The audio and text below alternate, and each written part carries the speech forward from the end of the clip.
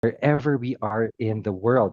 So please make sure that you chat in the chat box where you are calling from. And we have an hour and 30 minutes to hear our speaker and to have a very active Q&A later.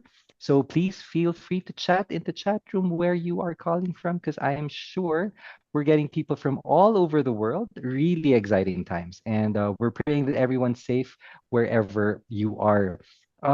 We know that some of you are PQ coaches, some are strengths coaches, some are POY or points of view coaches. Whatever modality you have, I think you're in the right room, because whatever modality you choose, you really have this mandate to reach somebody else's life. Nobody else can be you.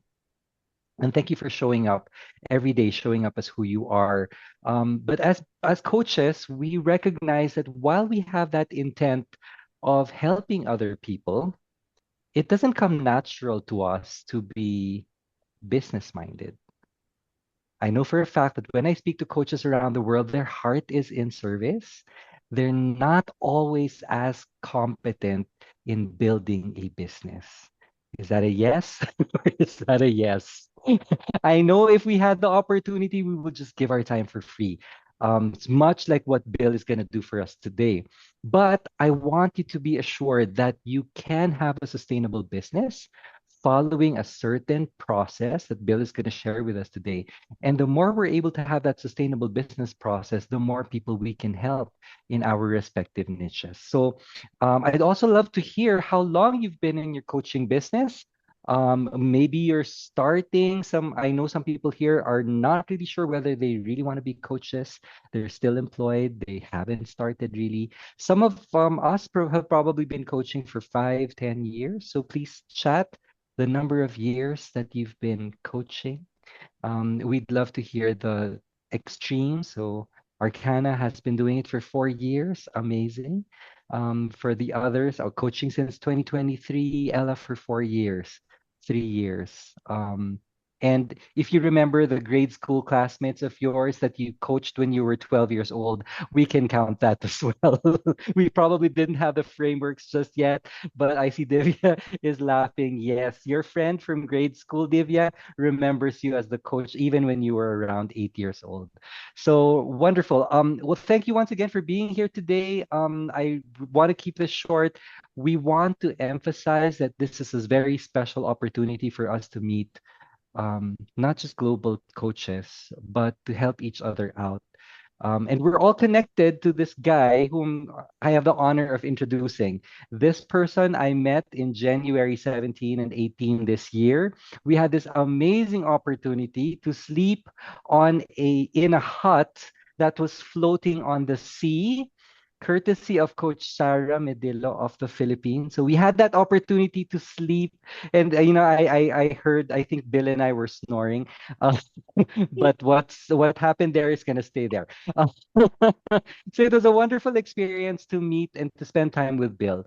And beyond all the accolades that I'm gonna share with you, Bill has this amazing big heart. And in the short span that I've met him in person, I recognize that this is a guy who's going to really make a difference in so many people's lives through us. He is a TEDx speaker. He's a best-selling author. He's an executive coach who's actually supported over 10,000 coaches in building their coaching businesses. And he's worked with 106 coaches to generate $2 million in just 12 weeks in 2024. If you're interested to know more, type me. And ladies and gentlemen, it is my honor to introduce the one, the only, Bill. Go Thank you. ahead, my friend. Yes, yes. Thank you, Appa. I appreciate you very much. I am actually coming in to see all of you from Hanoi, Vietnam, and I'm excited to be here with you, traveling around the world. This is month 9 of my adventure, and I'm very excited to be able to take a pause and reflect and come back and speak with all of you today. And so this is my passion. This is what I love doing more than anything else in the world. Is I love to be able to support people in their coaching coaching business. And so from that perspective, my mission in life is to help every coach become financially free. And as part of that process, this is what we're doing today to be able to help you do a quick check-in. It's Q1 2026. It's an opportunity to see how the first quarter has gone. It's an opportunity to plan out the rest of the year to make sure that you land exactly where you want to land, and that more importantly, your business side of your coaching business is working for you, not the other way around.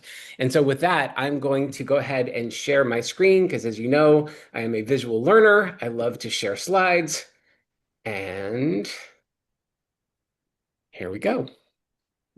So this is your coaching business review, and this is in partnership with Strengths Philippines, which I really appreciate the opportunity to do this today. So I'm going to start off with a question. How strong is your coaching business? Now, here's the thing. I don't need you to answer in the chat. I want you to just take a moment and reflect and think about how strong your coaching business is. And I have 5 quick questions that you can answer to get a good numeric value for the strength of your coaching business. The first thing is to rate your niche on a scale of 1 to 5. And again, you don't have to put this in the chat. You can just write it down. This can be private. This is just an evaluation for you. So number 1, I coach anyone and everyone. Everyone needs what I have. If that's your answer, give yourself a 1. 2, I've spent time thinking about my best customers. 3, I've narrowed down to a few different niches, but I'm not there yet.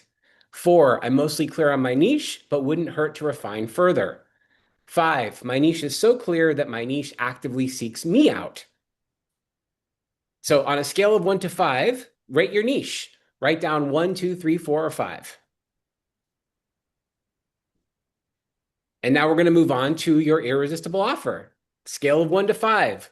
I'm a coach and I offer my coaching services. What else is there? I need some context. My offer is different depending on who I'm talking to. If that's you, then it's a 2. 3, I have a 3-tiered offer depending on what they want to pay. 4, I have a clear offer and a sliding scale for what they can pay. Or 5, my offer is so irresistible that I have more opportunities than I have time. So again, on a scale of 1 to 5, rate your offer. Then appointment generation. 1, I'm unable to generate regular appointments. This is my big pain point. This is why I'm here. 2, it's mostly word of mouth from my current clients, but it's pretty irregular. 3, I'm getting appointments regularly, but they're often not my niche. 4, it's not bad, but it's not regular either. Lots of ups and downs. And 5, I'm regularly throttling my coaching efforts here because I can generate as many quality niche appointments as I need as long as my calendar allows. On a scale of 1 to 5, based on these definitions, how would you rate your appointment generation? And then the ability to convert appointments on a scale of 1 to 5. 1, after a discovery session, I'm uncomfortable because I hate selling. 2, I'm doing too much of the talking, more convincing than converting. 3, unclear. I think I'm doing about average, but I don't really know. 4, I'm closing every time I have a discovery session. But wait, why is this a 4? And number 5, I convert 1 to 2 clients on average out of 10 discovery sessions. And lastly, rate your financial freedom on a scale of 1 to 5. Number 1, I'm not making money in my coaching business. 2, my coaching business is costing me more money than I'm making.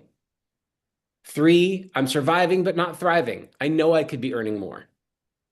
4, I'm earning at the top 10% of all coaches, but there's still a big gap. 5, work is optional. I've made more money in my coaching business than I thought was even possible. On a scale of 1 to 5, how would you rate your financial freedom? And now I've asked you 5 different questions on a scale of 1 to 5. So you have a 25-point scale from 1 to 25, right? I'd love for you to know where you are on a scale of 1 to 25. Think about that number. Again, you don't have to put it in chat. You don't have to share it. Just notice it, because that's why we're here. How do you rate your business? If you think about this for a second, if your coaching business is, anywhere between 20 or less, you're absolutely in the right place. If you have scored yourself a 23, 24, 25, please stick around. We want to hear what you're doing right at the very end of the session. Like, again, I'm here to share what I've learned. I do not believe that I'm the only one who knows about this stuff. I would just like to share what I've learned so that more people can have the financial freedom they deserve.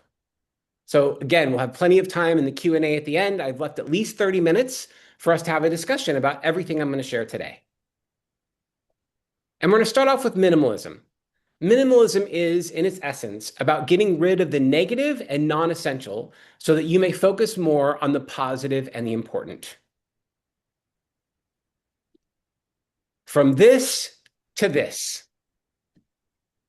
So if you're not familiar with the book Essentialism, this is where I'd like to share with you some really practical wisdom that will support you in your coaching business. Because the non-essentialist is all things to all people. I have to. It's all important. How can I fit it all in? That's what they think. What do? The undisciplined pursuit of more. So they react to what's most pressing. They say yes to people without really thinking. They're trying to force execution at the last moment. And what do they get? A life that is not satisfactory. Takes too much on, work suffers. Feels out of control, is unsure whether the right things are getting done, feels overwhelmed and exhausted. And so we're going to put this in the chat, this link. If you've not read this book, Essentialism, I highly recommend that you pick it up. It's also an audiobook because we go from the non-essentialist to the essentialist. Less, but better. I choose to. Only a few things really matter. What are the trade-offs, right? The disciplined pursuit of less pauses and discerns what really matters, says no to everything except what is essential, removes obstacles and makes execution easy, lives a life that really matters, chooses carefully in order to get great work done, feels in control, gets the right things done, experiences joy in the journey. So all of us has elements of non-essentialism, but we want to move toward being an essentialist. It's going to make it so easy. So here's the question. Knowing what is essential helps you focus and grow. So what is truly essential for growing your coaching business? What is truly essential for growing your coaching business?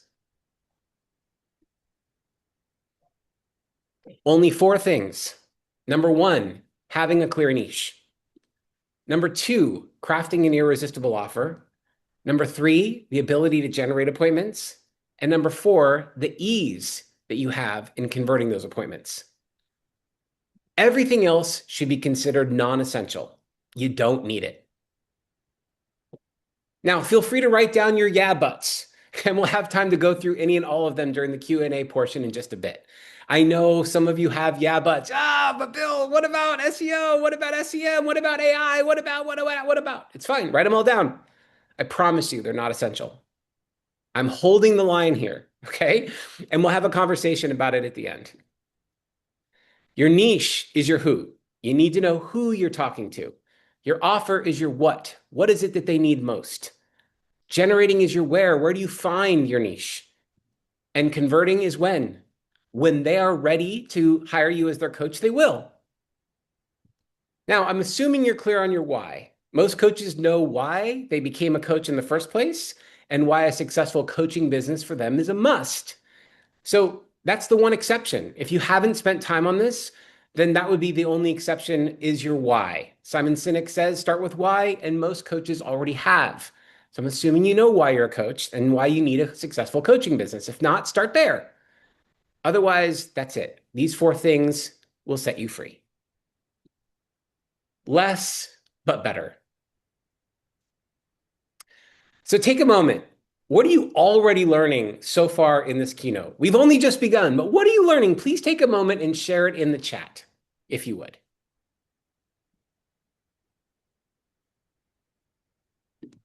Less is more, Bill. Coach K. The rest are probably like, oh, we have keyboard warriors here. He says, determine essentials, do away with non-essentials. I like that. Don't be shy. Joy, Guevara says, Coach Joy Guevara says, discipline of the pursuit of less. That sounds like a movie. We have Graham Rose saying, minding the gap to get to the 20 points plus. Perfect. Graham's I think about minding the gap in the MRT there. Yes. Beautiful. Yep. Go ahead. I haven't mastered asking for more clients, existing clients. We have Vina saying focus. We have Ella saying focus and essential. Coach Jerome Revilla from Malaysia says knowing your niche. Divya says less is more. Curious, what is less in my business? Interesting Awesome. thought. And there will be more, right? So I appreciate the fact that there's a tremendous amount of wisdom in this community. Please keep sharing in the chat as we go here because you're going to pick up on things. And when you share it in the chat, it helps others learn too. It also helps you reinforce what's important to you. So thank you for sharing in the chat. So let's start in the niche. Let's talk about your niche. And the way I like to do this is I like to ask a question. What is your favorite restaurant food? Put it in the chat. What's your favorite restaurant food? Do you like Thai? Do you like sushi? Do you like pizza? Do you like Mexican? What kind of food do you love to go out and eat? And Sarah, what do we got? Thai. Pobo. I love the pobo. Japanese. Spaghetti bolognese. Italian ramen. Pizza. Malaysian roti and curry. I like that too. Japanese nasi lemak. Itlin. I don't know what itlin is. Italian maybe. Yes. Italian. Mexican bacon and burgers in my dreams. Burrito. Vietnamese. Italian. Adobo. Those. Yeah. And Bill. the thing is, there's a lot of really great answers here. And I even heard someone say sushi and I heard someone say pizza, but what I didn't hear is anyone say sushi pizza. My favorite food is sushi pizza or pizza sushi, right? I didn't hear anyone say that that's their favorite food and their favorite restaurant is to go get sushi pizza. So how is sushi pizza any different from I work with people who are in an important transition in their lives? I work with people who are an important transition in their lives. That's my niche. It's like sushi pizza. Why? Because is your niche in the witness protection program? I have no idea who you're talking about. I don't. It's a mashup of everyone. And you see, this is the biggest problem. As coaches, we want to cast this wide net. We want to catch anything and everything. We want to be able to pull it into our coaching business. And that's the mistake. This is what non-essentialists do. They cast a wide net, everything and everybody. Let's get as many people into my business as I possibly can. And that's the paradox of growth. We must narrow our focus to expand our business. We must narrow our focus to expand our business. Does your niche pass the cocktail test? The way you know if you have a good niche is you are at a cocktail party and someone inevitably asks you, hey, so what do you do? And you tell them what kind of a coach you are. Who is your niche? And you'll get one of two responses. Either you pass and they go something to the effect of, that sounds interesting, tell me more. Or you fail and they smile and they nod and they change the subject. That's a fail. Because if they're not interested in your niche, it means they're confused by it. And rather than saying, I don't know who the hell you're talking about, I don't understand what you do, they'll just be very polite, nod, and change the subject. Right?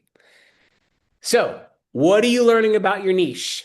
Take a moment and put it in the chat. What are you learning about your niche? Please put it in the chat.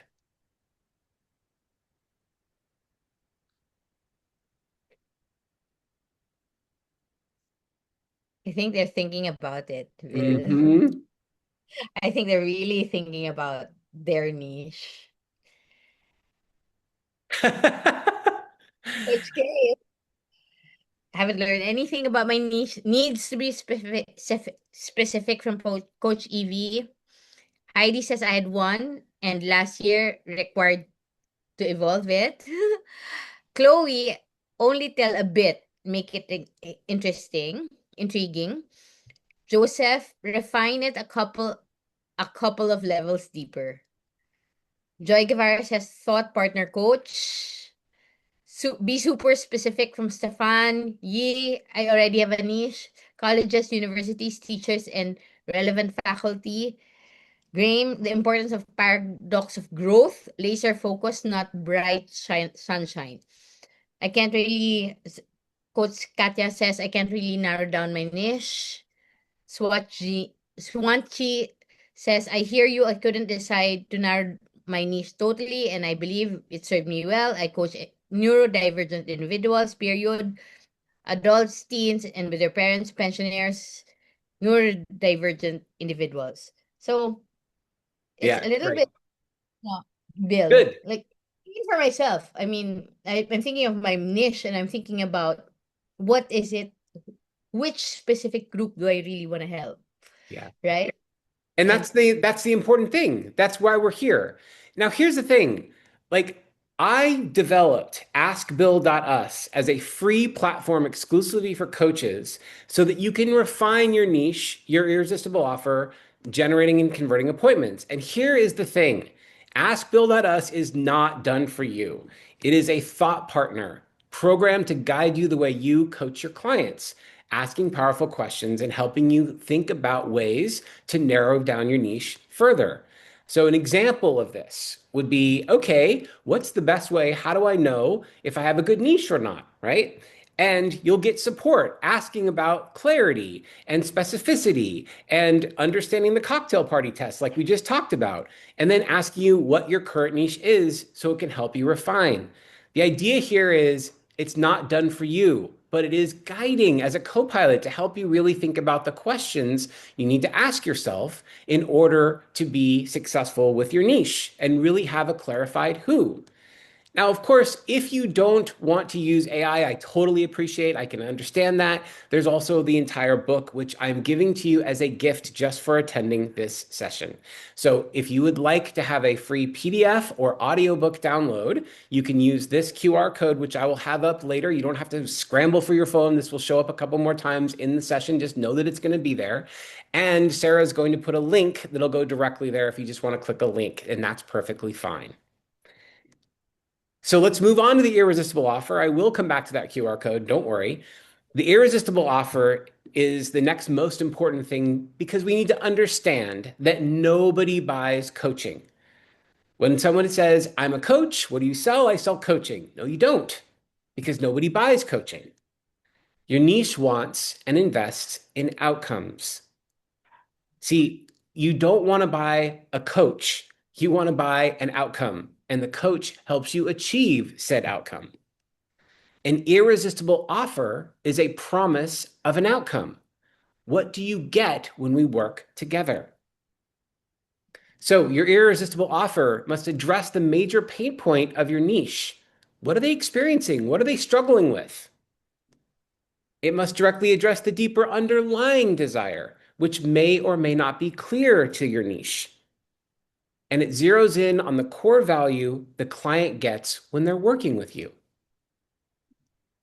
So the framework for the irresistible offer is I help people go from problem to promise. Who are the people you most want to help and can help? That's your niche. What's their problem? What are your people most struggling with right now? And the promise, what result will they get when they work with you? This is what makes it irresistible. Having a very clear promise of the result they'll get when they work with you, that's what makes your offer irresistible. Examples. I empower underrepresented leaders to create belonging for themselves and others. I support retired men to live a life of purpose. By eradicating money fears, I support divorced women to be financially free. I ensure frontline workers prioritize self-care and reduce burnout. I help coaches enroll clients and become financially free. So what are you learning about your irresistible offer? Please share it in the chat.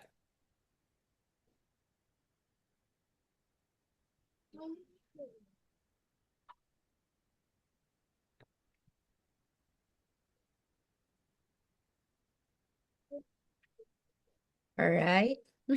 I guess they're thinking about it, what they're really learning about their irresistible offer. Mm. Tall order, according to Coach K. Evie thinks it needs work. It needs further refinement to be right on track based on Joseph. Yeah. All about outcomes, solving existing problems together, says Stefan. Ella says my offer is too broad, needs further refinement. Mm-hmm. Heidi says results may not be directly aligned to specific audience. Yeah. Graham says it's so easy to allow drift. Harvey says laser focus needed. Marta says, I want to help people who can reach other people. At the end, I want to help the people they help. Mm. Yeah. So when Nguyen too says, I need to write down the offer short and concise. Coach Apa, these are amazing questions, Bill. That's his commercial break. Divya says, getting a prom I am wondering getting a promotion for the client is not in my hand. I can feel the energy and enthusiasm in their work.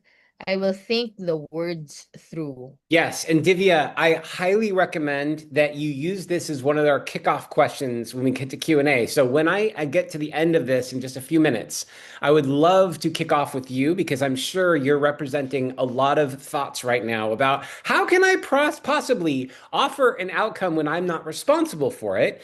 And there's a lot of variations on this, and I'd love to get into that with you. So hold that one. That's a great one. And I'm sure there are other questions that are coming up specifically to both the niche and irresistible offer. So I'm going to move on for right now, but understand we're going to have Q&A, so we'll have an opportunity to have this conversation live. And also you can use askbill.us to help refine your irresistible offer. And you can also use that free PDF or audiobook to get really deep into this content. And it, like what we're doing right now is scratching the surface, asking some very specific questions. This will give you an opportunity to dig in and really understand what the gap is between where you are right now with your niche and your irresistible offer and where you really want to be, and how this will help build the kind of coaching business and financial freedom you deserve. Okay, so now generating appointments. A lot of people, this is the place where people really, really, really get activated. So I really want to support you in generating appointments. It is normal because this is the line of demarcation. This is the difference between thinking about your coaching business and actually doing something about it.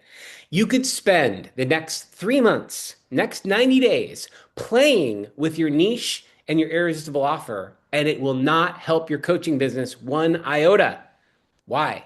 Because all it is it's a circle. You're doing it inside your own head or even on paper. You're playing with AI, you're doing whatever you're doing, but it's not actually making an impact. Making an impact comes from being vulnerable, putting yourself out there. That's why generating appointments is the line of demarcation. You can refine your niche and your irresistible offer all you want until you start putting it out there in the real world, talking to real humans, having conversations with them. It's not going to change your coaching business. This is why it's the line of demarcation. It is a choice between fear and love.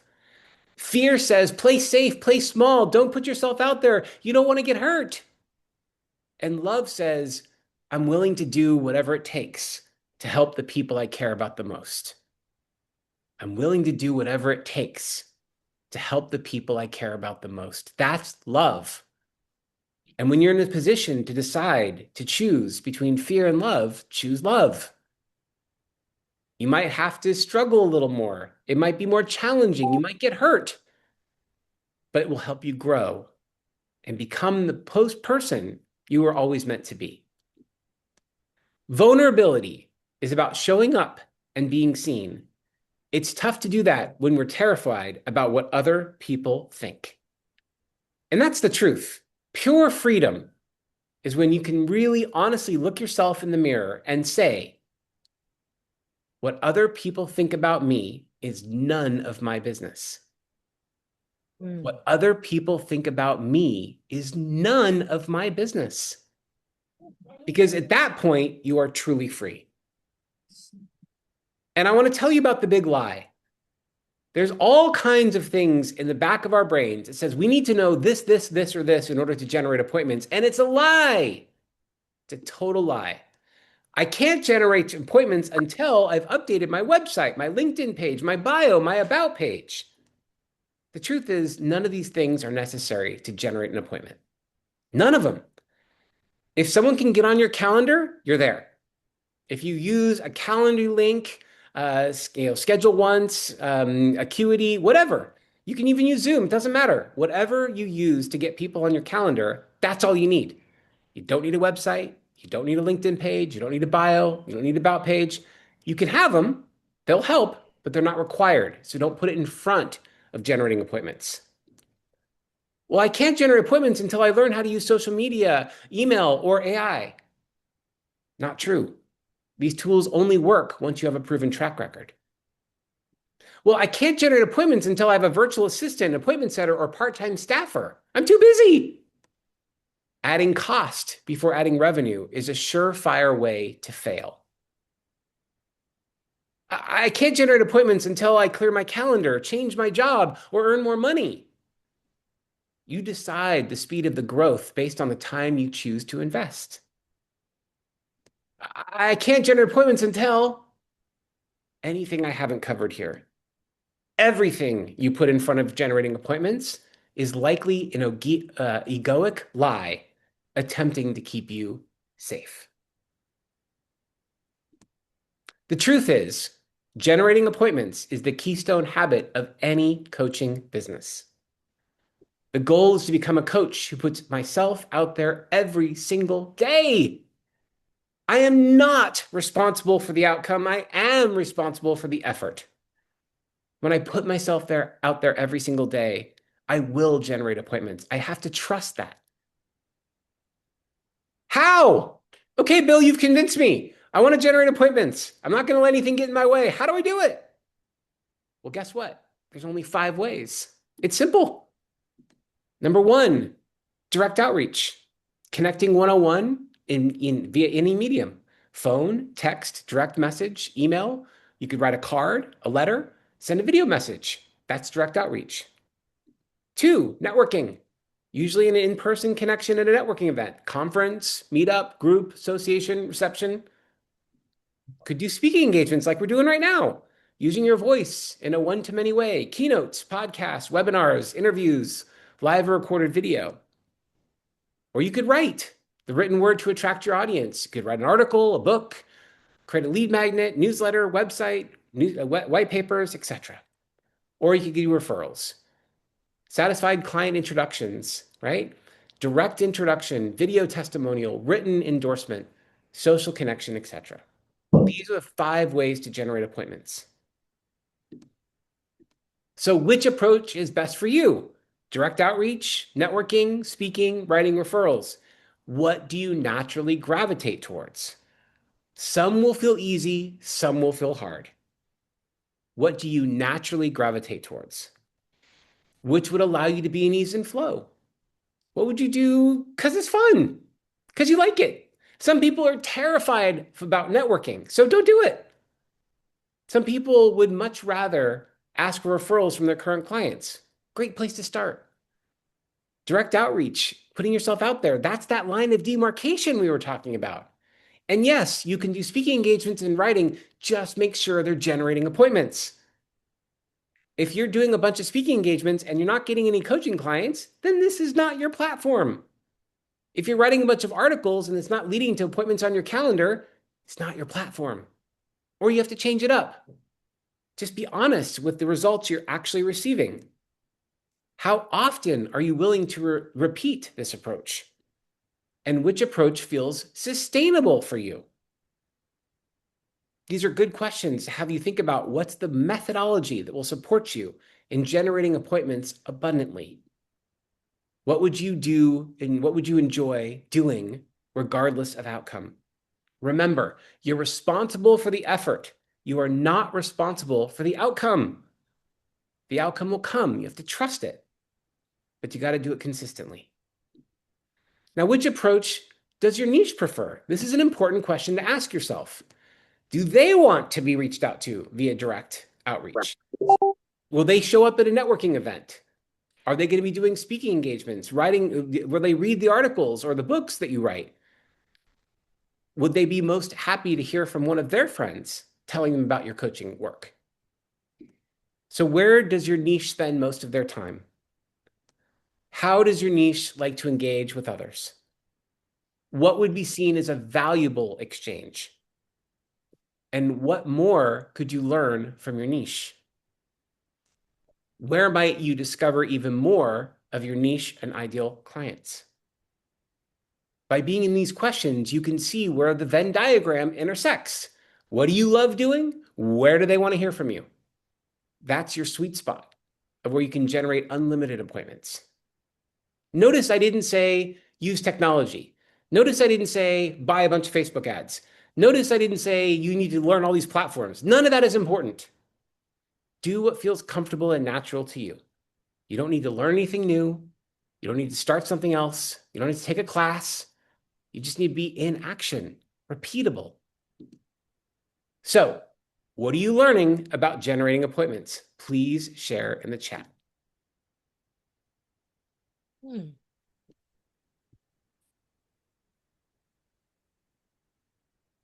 Would love to hear what you've tried.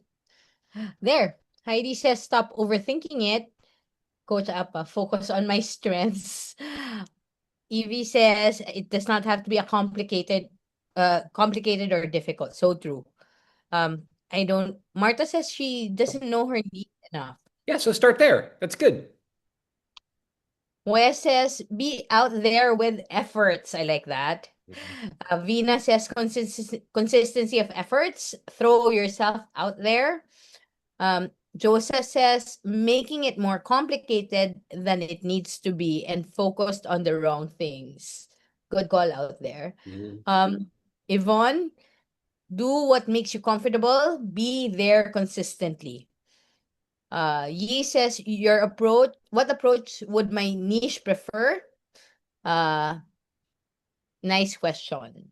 Harvey says, find the right mix that you enjoy doing your strength. Ella says, it's clear to me which is my preferred way to generate appointments. Works most of the time.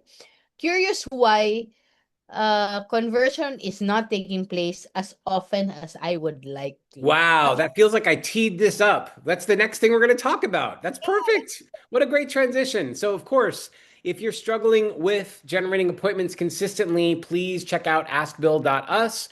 Or if you want to hear the audiobook or download a free PDF, please use this QR code. And I'll have Sarah put in the link in the chat one more time, just so you have the link that goes directly there, so you can get that for free and give yourself an opportunity to keep digging into this work. So the question on the table about converting appointments, like, hey, I can get appointments. I can get them on my calendar, but they're not converting. What gives? Perfect.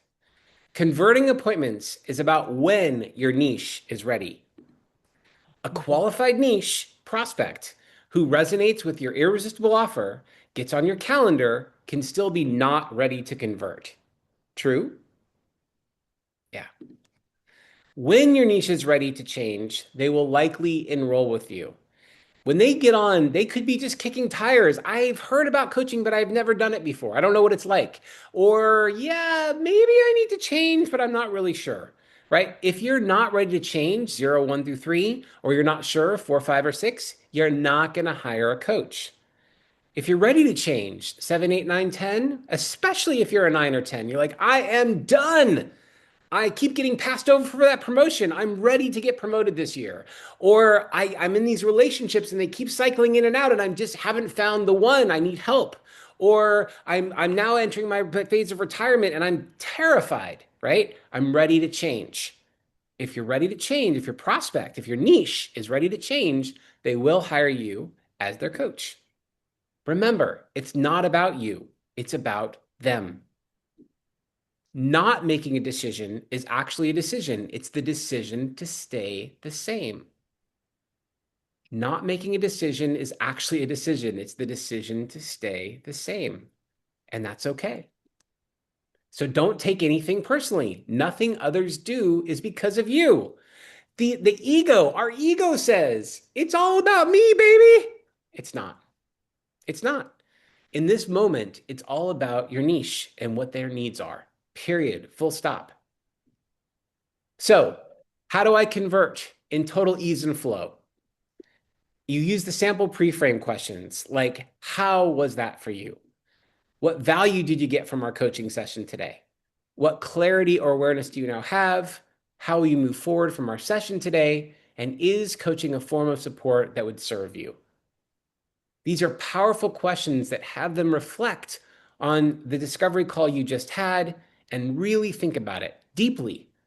Is this something that will support me in my future? And then you ask this question, would you like to hear about working with me? Now, if they say no to either is coaching a form of support that would serve you, if they say no to that, or would you like to hear about working for me and they say no to that, that's it. We're done. Thank you so much. Appreciate your time. And then if you want to, you can ask for a referral. Did you enjoy today's session? Great. Do you know other people who would like it? Great. But if they say yes, coaching is a form of support that would serve me, and yes, I would like to hear about working with you as my coach, then you just make your offer. You're crystal clear on what it is you're asking for. I received money per month for amount of time of coaching sessions, and I coach my clients for a minimum of a certain number of months. So for example, I receive $1,000 per month for 2 45-minute coaching sessions, and I coach my clients for a minimum of 6 months. Fill in the blanks. Because it's not complicated. When we start to try to explain, well, you see, the way I coach is, and then you go into a diatribe, there's overload in the brain. No one can understand what you're saying. It's not an easy decision. This is an easy decision. I receive $1,000 per month for 2 45-minute coaching sessions, and I coach my clients for a minimum of 6 months. That's it. And then after that, silence. And when I say silence, I mean cathedral silence, like a reverence of just allowing everything to land that you just said and nothing more. Don't add to it. Don't try to clarify it. The next words that should be spoken should be from your niche. Silence is a source of great strength. And all of your yeses live in the land of no. Every single yes you want in your coaching business lives in the land of no.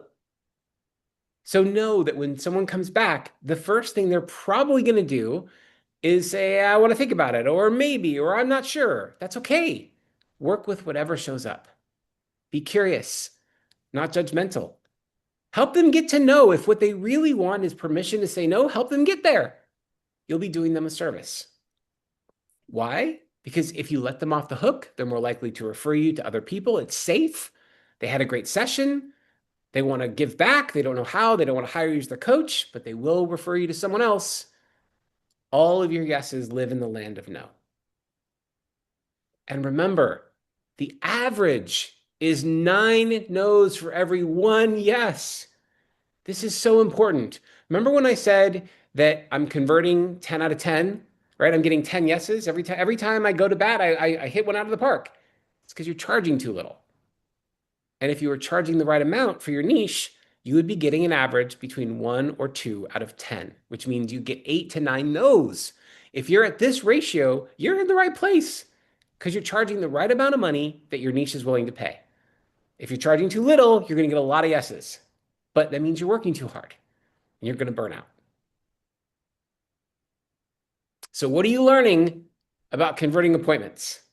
This is the last one. So please put in the chat, what are you learning about converting appointments?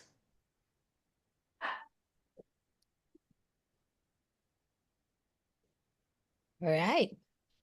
Swanchi says, Bill, I love how you emphasize our sage. It is so important to be generous all the way. Think about the client. It serves us being generous. Yes. 10 to 1, Wes says, Vina, clarity with a niche. Ella, Love clarity in making the offer. So sage. It's a no for now, says Alja. I love the statement, especially I receive from Joseph. Stefan says, know the value of your service. Be okay with no equals no for now. And then Graham says, I receive X money for Y sessions for Z months. You have to remember that formula. Brian says, if you're getting a lot of yeses, check your pricing and value. That's an important one, right? We might be underselling ourselves. So we're doing too many things. Jerome says, let's end it with Jerome saying, do it. Just do it. Just do it. Exactly. And of course, if you want help in converting your appointments, ask bill.us. And of course, this is the last time I'll put up the QR code with the book on this slide, and then I'm going to go to the next steps. So right before we have time for Q&A, we have a half hour scheduled for Q&A. We can answer as many questions, get into any of the material, anything that came up for you. These are the next steps. So if you haven't already done so, please do download a free PDF or audiobook from the QR code or the link provided. Decide where you want to focus in the next 30, 60, 90 days. Do you want to work on your niche, your offer, generate, or convert? Knowing that niche and offer are important, but generating and converting is what will make your business grow. So they're all important, and you have to have a solid foundation of niche and offer to generate and convert. But don't spend so much time on niche and offer that you don't do work in generating appointments and then converting those appointments, because that's where the action is. You can get extra help with AskBill.us. And the pro tip for today is to pass on what you're learning. This is so important. I cannot stress this enough. When you teach it to someone else, you know it for yourself. When you teach it to someone else, you know it for yourself. That's how you reinforce your learning, by teaching it to someone else. So please pass on what you've learned. And now with that, I'm going to go into Q&A. I'll stop sharing my screen. All right.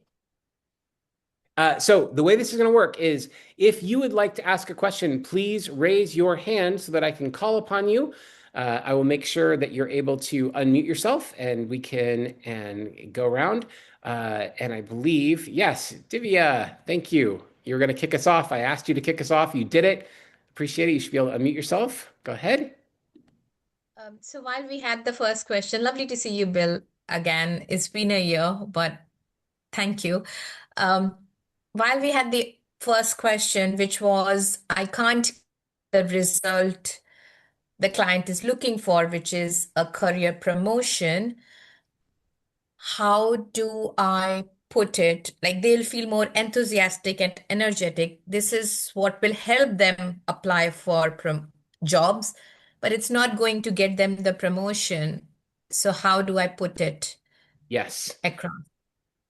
Beautiful. Hold on. Let me just make sure I remove spotlight. There we go. So Divya, I think it's a wonderful question to kick us off, because it's exactly right. How can I tell someone that they're going to get an outcome when it's not up to me? I'm their coach. I'm asking powerful questions. I'm supporting their framework, but I'm not ultimately doing the work. They're the ones that are responsible for doing the work. Correct. So the thing about it is that you understand this. And this is exactly what you're helping them understand at the beginning of your work together. So when you begin the relationship, you're like, look, we're going to come up with a plan. You're going to execute the plan. You're going to get results. And then based on those results, we'll adjust the plan. And that's what we'll continue to refine until you get your outcome. Now, who's responsible for the ultimate outcome? Right? They are, for sure. But the ultimate thing is that most of the people don't even try because they don't think they can do it. They don't think they can achieve it. They don't have someone cheering them on in their corner, helping them understand, coaching them, helping them get to the outcomes that they want.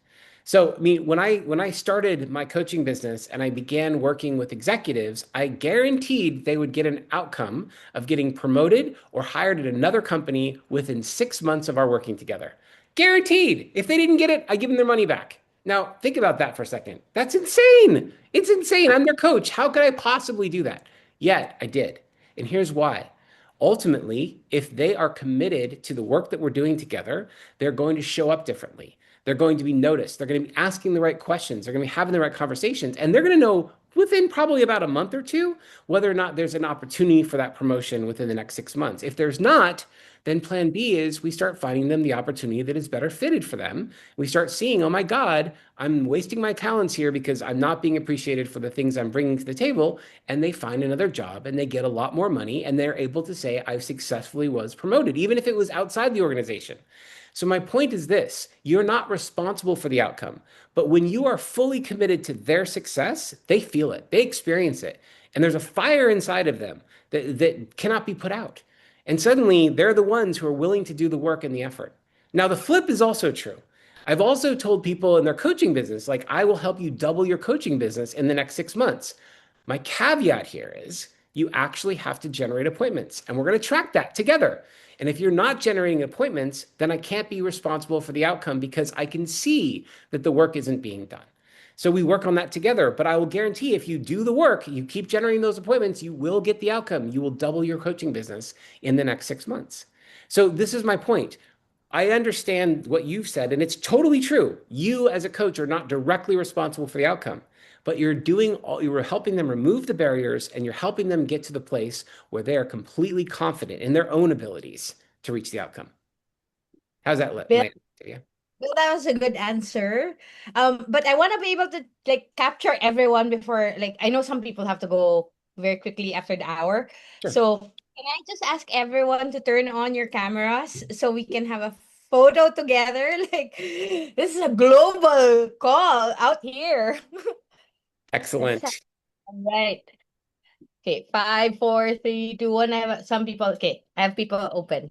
Okay, ready? 1, 2, 3. One more. There's another group. Just keep your poses. Okay. 1, 2, 3. All right. Thank you so much. Bill, let's go to the second question. I think I have Arcana. Yes. Is it? I have Brian up next. So give me 1 second. Let me spotlight Brian. Brian, go ahead and unmute. Sorry about that. I was just like saying hi, and the AI picked up my hand. No But problem. I actually have to leave. But I just want to say, Bill, thank you so much. This is immensely valuable, Excellent. and I've learned so much. Thank you, Brian. Enjoy. All right, I'm replacing the spotlight. Hold on a second. Why is that not going there? Here we go. Hold on. I can't. I got to be able to unmute you. What's happening? You put your hand down. 1 second. Just give me 1 second. Here we are. Unmute. Go ahead. Yeah, thanks for this, Bill. I have had the good fortune of listening to you previously also, but it's a great pleasure to actually talk to you. The question I have is, the niche I have chosen is 18 to 24-year-olds. Maybe it's quite a wide one. So I was trying to focus on just study abroad students. So I'm talking to a few study abroad consultants. But my problem is the people who are going to pay are the parents of the young adults, right? They are not in a position to pay.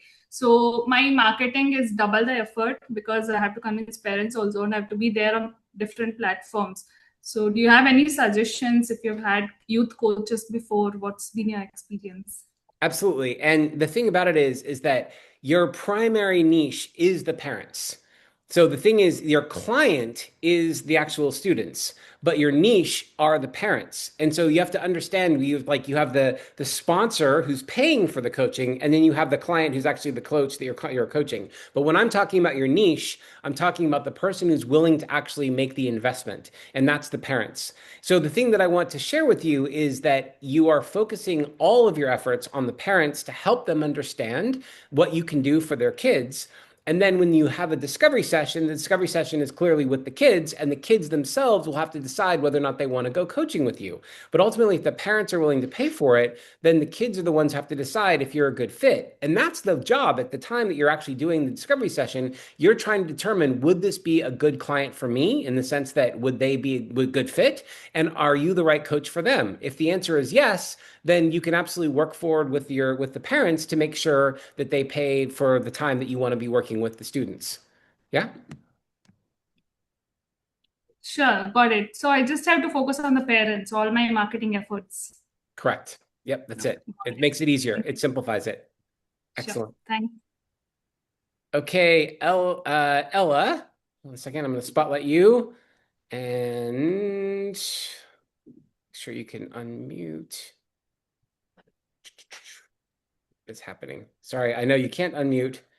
And there we go. How about now? Great. Yes, thank you. Hello, everyone. Hi, Bill. Such a pleasure to be here. And yeah, just sharing, my journey in niche clarification and narrowing my focus to expand the business has taken some time. It's been a journey. Um, and yeah, I'm just thinking from like a meta level,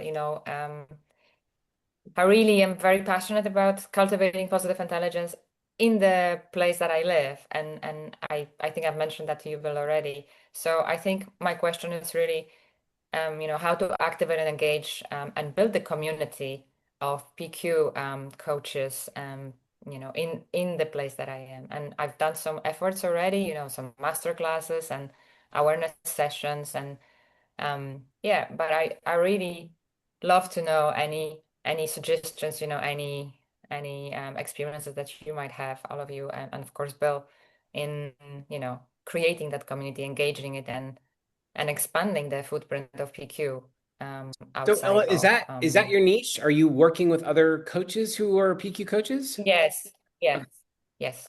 So again, I would go back to the foundation of what is it that those coaches actually need. So the idea of community is an outcome, right? So like the community aspect of this happens because you've already done the work to deliver on the needs of the actual coaches themselves. So in your community, what are they most need of? What are they looking for? I suppose enhancing their toolkit with the positive intelligence know-how and tools that they can use Yeah. to make So bigger think impact about with the this. client. Like what you're talking about is like that if I'm going to build a house, right? And I focus all my efforts around the tools to build the house, I've missed the opportunity to have them dream into the house they want to own. 2019, I was done. Oops. Having Hold on. received my professional certified coach, PCC, from the International Coaching Federation, Where is that coming ICF, 2018, All right. I had spent the last 2 years. There we go. Sorry, Ella, I had to mute you for a second because you were playing me. You had my AI book was actually playing on the background, so that's okay. I'm going to stop that, which is all good, and I'll come back to you in just a second. So the idea here is that when you are actually trying to build your coaching practice with other PQ coaches, the main thing you want to look at is what is it that they want to have as part of that community. So the idea, if you focus on the tools, we're missing the actual house, right? We're missing the blueprint. We're missing all the things that are necessary in order to be able to build the structure that you want to build. So for example, when I'm a hammer, everything looks like a nail. So if everything's like answer is PQ, I want to be able to go after PQ. I've missed the point of what are the coaches actually struggling with? Are they looking for community? If they're not looking for community, are they looking to help grow their business? What is it specifically that they need most from you? So as you continue to consider like all the possibilities, like focus on the outcomes that these coaches are actually seeking, as opposed to trying to say, hey, I want to build a community. Like that is a step towards something greater, right? So the community will come naturally once they know what are we getting from being in this community. And so I would ask you again, like, what's the benefit of being in this community with you? So I'm going to ask you to unmute. Hopefully we've got the audio turned off from my book. Otherwise we're going to sit here. Yeah. Okay, good. Yeah. It was 300 degree Bill. Oh, good. Excellent. Thank you. So do you get a sense of it? Do you know what they're looking for? Yes. Yes. That's very helpful. Yeah. Belonging. Yeah. And support, especially in I think how to deliver coaching. I think that's what they really appreciate. So that became much more clear from master classes that I run with them. Yeah. And when I did the saboteur discovery session with them, that was like a huge eye opener and a lot of those aha moments. Wow, this is how you could actually help your client to really look in what's happening on the inside. Yeah. And that's the thing. I mean, one of the things that's so important when you're thinking about this is that we start small and we grow from there. So one of the, when I was reading this, an unrelated tangent here that we'll bring back. When 18 years ago, when I started with my first time as a youth group advisor in my local congregation, one of the things that I was reading about was how there are different needs from different youth in different generations and different locations. And so we're thinking like, what is it that's most important that youth need, and how can we actually grow our youth group based on the needs of the youth? And so the thing we kept coming back to was, what are some skills that we could provide that the youth are actually interested in? Now, I asked that question because I was reading another book about sort of growing youth groups and things like that. And one of the things that I saw was there was a bunch of 70-year-old women who were trying to do the same thing. And as part of their, building their youth group, they said, the thing we do best in the world is we can cook really, really well. And so they started hosting cooking classes. And as they started hosting cooking classes, the youth came because they really didn't know how to cook. And so they got these beautiful 70-year-old women who are showing them how to cook all these incredible meals. And that's what started the youth group. So it doesn't have to be what you think it is. You know what I mean? Like you come into a community, you're like, well, what is it that I can deliver? What is the value that I can give to other people? What's my superpower that I can give freely to support others to help with their growth? And as you start to ask that question for yourself, the answers will become apparent. It'll become easy for you to know what is it that you need to deliver. Yeah. Thank you. Cool. Thanks, Ella. Wonderful. Thank you. Yeah. Sarah, I haven't been looking at the chat. Is there anything in the chat that we want to surface here? For now, no.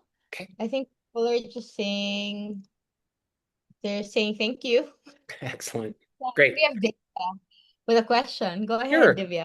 Go ahead, Divya.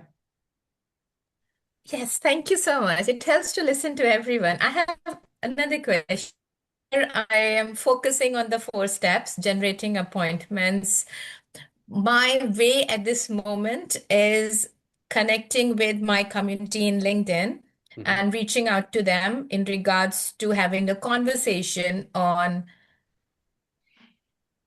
like visibility and making progress in leadership positions. So I'm not sure after this that this is the right way. So I get appointments, but it's for a conversation. And if it feels like they want to do something about it, then I would go for offer. It hasn't happened yet. So I'm wondering, first thing, when we are generating appointments, what are we telling the niche?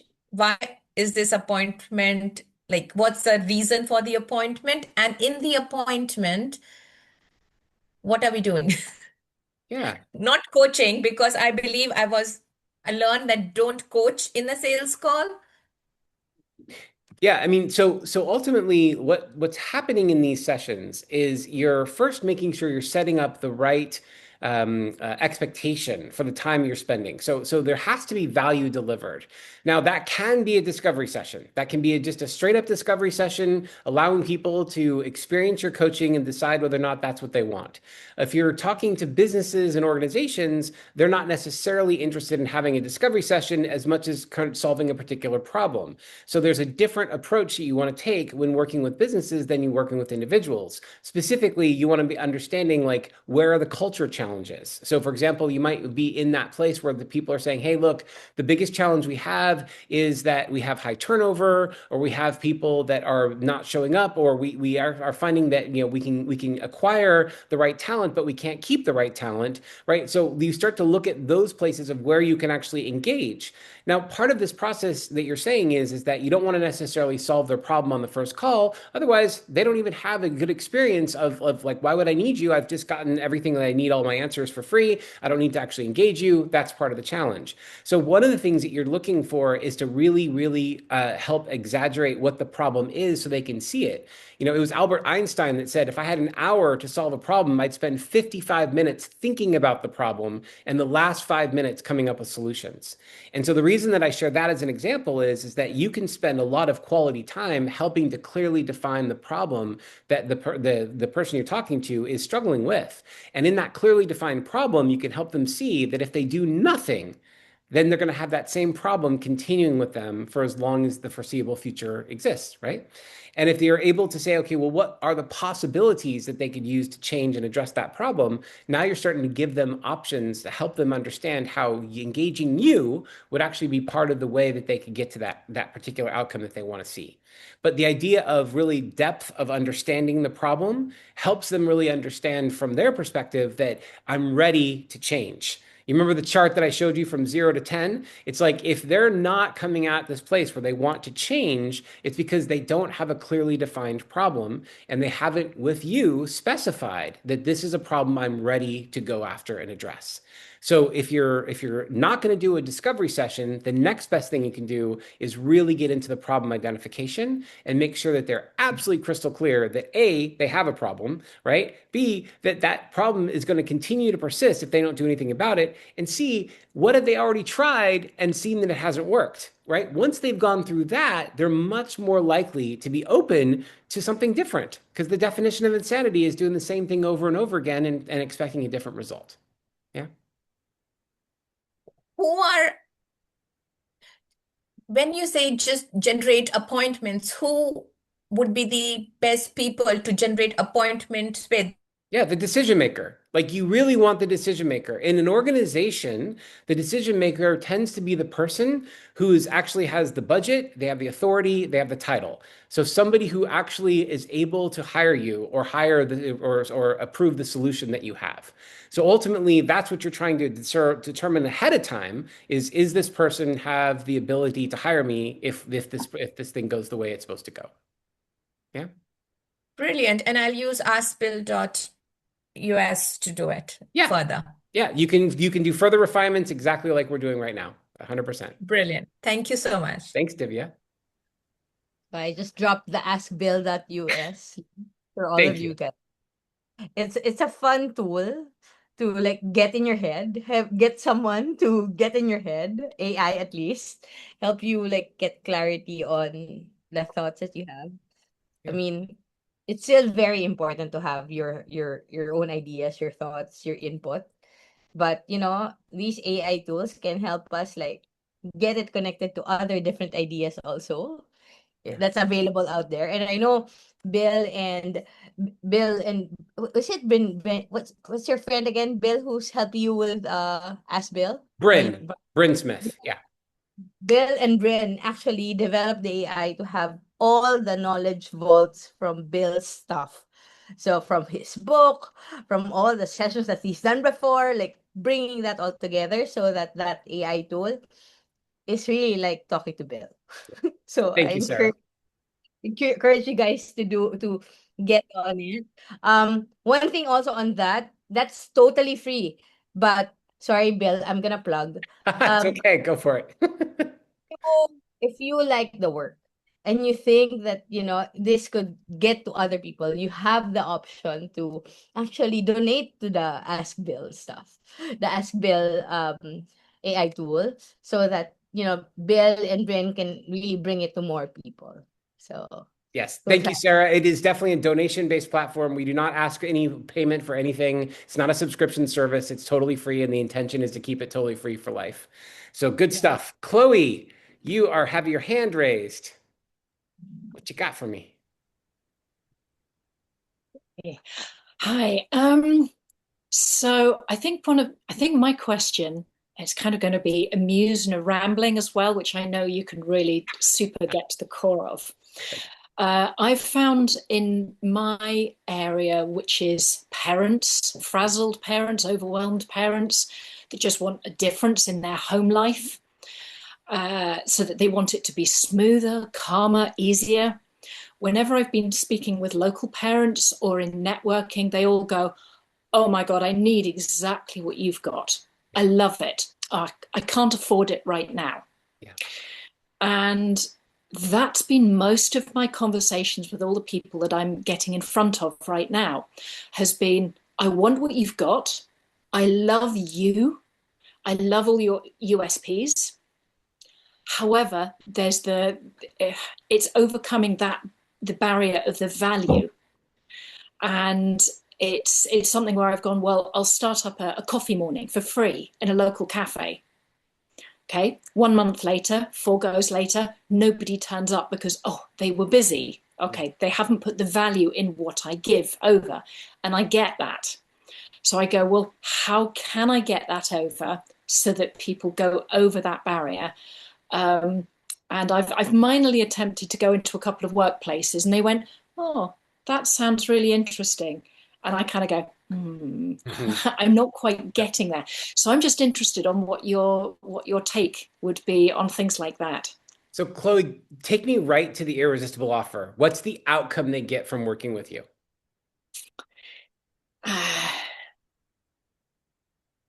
They find more joy in their time with their family, with their kids.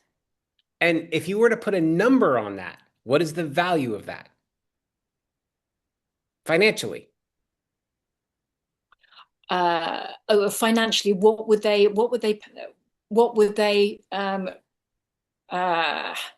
at this moment in time? This is where they struggle. I'm just getting you right to the heart of it, right? So the heart of it is that I want what you have. I don't know how to quantify what you're giving me, so I don't know what its value is, so I don't know how to pay for it. So yeah, go ahead. Suggest things that I've had before when I was running PQ groups, and I was saying, imagine for £500 in 6 months' time, you will actually enjoy being with your family. Yeah. So here's the thing. Yeah. Enjoyment is hard to quantify. Joy is hard to quantify. I'm telling you these things because what you want to do is change the language to change your outcome. So the thing is, what they really want is getting their time back. They know how to joyfully be with their family once they have time and structure, do they not? That's true. And they don't want to get into arguments and that waste of time. Right. So what we want to do is we want to increase the quality time you're spending with your family. So here's the thing. Now, if you say, what is the value of your time? And they really think about like quantifying the value of their time and understanding that if they're engaging you as their coach, they will be able to get their time back and they will have more time to spend in quality with their families, right? So this becomes something where you want to start to play with language. You are correct. Even if you have the exact right niche, if your offer isn't converting, it's not truly irresistible. So where we want to spend time is how do we actually make the offer truly irresistible? So what is it that they actually want? Now, it could be they don't want to have conflict in their relationships with each other. That's fine. But ultimately, you want to not get into the place of joy and happiness and things like that because you're chasing something that is very difficult to quantify. What you want to do is be very specific. Here's the outcome you'll get with me. You're going to receive time back with your family. That will be quality time, and that quality time will allow you to have the best years of your life. What is that value, right? And once you start to quantify it in that way, now they see, okay, God, for £500, that sounds amazing, right? And so that's where you start to play with it. And if that's still not irresistible, ask the question, what is it you truly need? And you think about the structure of your family, what is it that they need most? Because if you're really getting a lot of people who are saying, sounds good, but I'm not ready or I can't afford it, everyone can afford it. But I can't afford it is just a nice way to say no. That's all it is. And if they're saying no, it's not that they can't afford it. They just haven't quantified the value you deliver in a way where the money exchange makes sense. So you have to do the work. You qualify it for it. You quantify it for them in a way that is discernible, that they can say, oh yeah, that's totally worth what I'm paying. Yeah? Yeah, absolutely. Yeah. I need to play around with those words. Excellent. Thank you.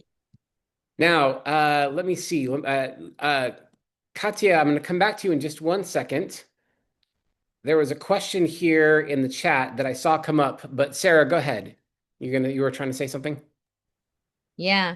I think Graham was asking, what is the script narrative for an initial direct outreach conversation? And we have Graham pinned also, so you can clarify that. Yeah. Please clarify. Can you ask your question in terms of like you're looking for an actual script?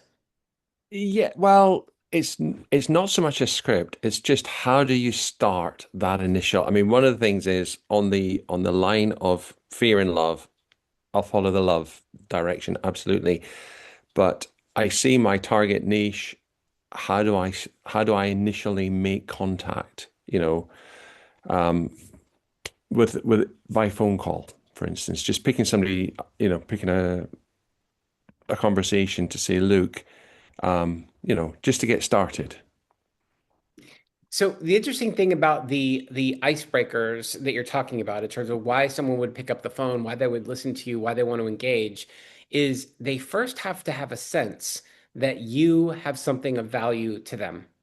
And so part of what I'm looking for, why I spend time with the niche and why I spend time with the irresistible offer, is so that you can very clearly say what it is that you deliver. So for example, if I see a coach who's struggling, I will tell them, I will help you become financially free in the business end of your coaching business. Like, I'm trying to get to the end of it. It's like, I know you became a coach because you specifically want to help people, but who's helping you? Right? There's a lot of ways you can start to go into that based on the niche and based on the value that you're delivering. So the ultimate thing is I'll play with a number of different versions that I'll start to play with and say, hey, which version of this irresistible offer is going to get me a callback? Which of these people are actually going to respond to me? How do you create financial freedom in your coaching business? Are you so fed up with all of the struggles that you have in your coaching business, you're ready to take on another job? Before you do that, we should talk, right? There's ways to do that, to tease it out. And that's the thing, is that the way you get the conversation started is you help them get interested on what it is that you actually offer. See, otherwise it's just a spam call. Right? If someone's calling me, offering me a loan I don't need, it's spam. I don't need the loan. Sorry, no thanks. Right? But if someone's coming to me to say, God, I see you're struggling, and here's what I do to help people who are struggling like you're struggling, now I'm interested. So they have to have the pain. If they don't have the pain, they're not going to talk to you. So as long as you've identified the pain and you identified the outcome, they're more than happy to pick up the phone and have a conversation with you. Okay, that's really helpful. Thank you. You're welcome. Katya, I think you are our last question for today. You had your hand up. Are you still available? Let me ask you to unmute. Yeah. Go ahead. Yeah, hi, thank you. Just I'm also a PQ coach, and I work with companies, mainly with corporates, or this is at least my niche where I'm going. So I'm having trouble defining this. I help this sentence, because maybe you will hear it, because what I'm having now is I help leaders. I help CEOs build leaders who take operational pressure off of their shoulders. So that they're kind of leading as if almost it was their own company. But I'm not sure if this is kind of something that, is it quantifiable enough, as you've said it now in the discussion before? Yeah, I mean, and it depends on who you're talking to, right? Like, if you're talking to the CEO to help their leadership become more accountable, like, there's ways to create nuanced language in that, to say, look, I want every one of your leadership team to act like the owners that they are, right? They're responsible for the outcome of the company. And what I'll help them do is see that they actually have a lot more power, and they will actually take a lot of the operational challenges off your plate. But the way that they're going to do that is because they're going to think like owners. They're going to think like, the fact that they can take on the pain and the problems that they're keeping you up at night. Now, the thing about it is that language will be very different based on the industries you're talking to.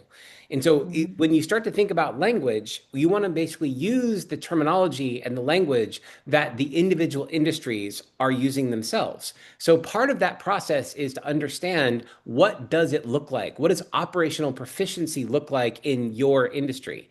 So Katya, can you tell me a little bit more about which industries you're focusing on? I'm not really focusing on and that's the problem. No, but that's it. You've got to the heart of it then. Congratulations. So the thing about it is that when I want to work with corporate, it's like working with clients, right? It's the same thing. It's that casting that big net and trying to catch a whole bunch of fish, but you don't really care who the fish are because it doesn't really matter to you. I know that's not true. I'm just saying it to be very concrete that the way you want to do this is change your approach so that you narrow down your niche to the point where it's a very specific industry. And it might even be within an industry, like a sub-industry. So for example, Apple is one of the largest tech giants out there in the world, but their ecosystem has a lot of people that want to work with Apple. So you might not necessarily need to work with Apple. You can work with their little ecosystem. You can look at any of the people that are trying to build platforms underneath Apple, right? So my point is you can get a lot more narrow than you currently are, and then you can start to use the language that is necessary for individual industries. So if you're in financial services, your irresistible offer will sound very different than if you're working with someone in consulting, which is going to sound very different than if you're working with someone in advertising, which is going to sound very different, blah, blah, blah, So every time you get more narrow, it's going to become a lot easier. When you narrow your focus, it's going to be a lot easier to land on your irresistible offer. Okay, so if I may, thank you very much. This is really great. But this is, I think, my problem because I don't know how to narrow down, the industry. So first of all, askbill.us is your friend. Start there. I promise you. Like you can start to go in, and when I'm on askbill.us, you're going to see I'm going to ask questions like, what industries are you familiar with? Which ones do you really love and appreciate? What are some of the things you've done in your background before you became a coach? Like all those things will help lead to the answer you seek. And we don't have time to get into it right now today in this moment, but askbill.us is always on 24/7. So it'll give you an opportunity to play and then come back, like see where you come back with. And here's the beautiful thing. You're in an amazing community. The coaching community is so incredibly generous. Once you start to play with this and narrow it down, even if you haven't nailed it, I promise you can ask other coaches and say, hey, this is what I'm struggling with. Would you give me some feedback? They will. They will. And the reason that they're going to do it is because, as Shirzad likes to say, it's always easier to see the spinach in someone else's teeth, right? It's true. It's so true. Like what you're struggling with is easy for somebody else. It's hard for you, but it's easy for somebody else. So do your work, do your effort, and then ask for support. Okay? Thank you so much. Excellent. All right, Sarah, are you bringing us home? Yeah. So as Bill says, even coaches need coaches. And this is one of those sessions that's really focused on what we do, what we love. A lot of us in this room, we're a mix. We're PQ coaches, we're Gallup certified strength coaches from the Strengths Philippines community. We have POI coaches, points of view coaches here. We have coaches who practice nonviolent communication. We have coaches from the ICF, both in the Philippines and also abroad. The intention really was when we were in Calatagan, in that floating house with Bill and Appa, was we wanted to be able to just bring an energy of giving. And I think for me personally, to be able to receive is such a gift. But to be able to give, I think that fuels also the things that we receive in life, the things that we attract.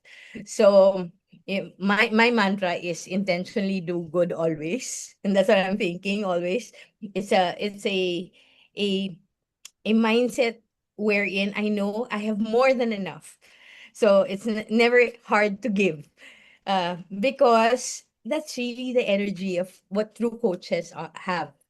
And we went into this career, this new space of our career, to be able to give to people, to be able to help to people.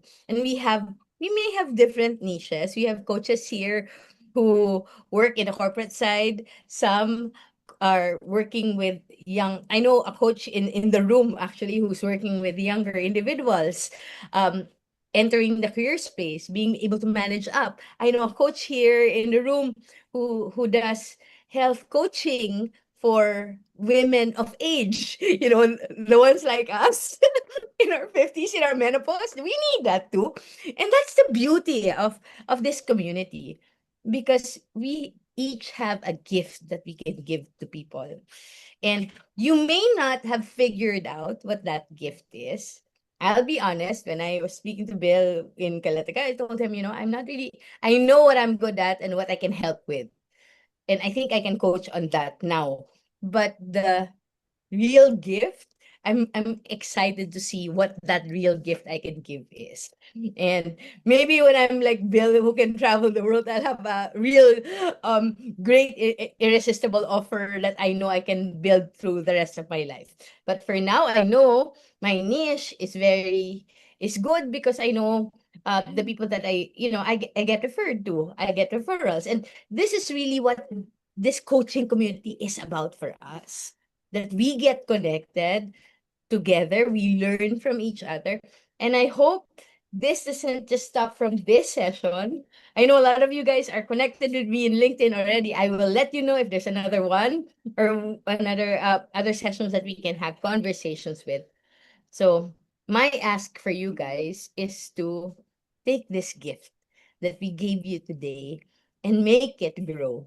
I know if you try out the tools, ask Build.us, you read a book, audiobook on your way to work or during the weekend, I know you will get so much more from just the conversation here, and we can bring it together and allow you to be able to grow your business, because essentially that's what we want to do.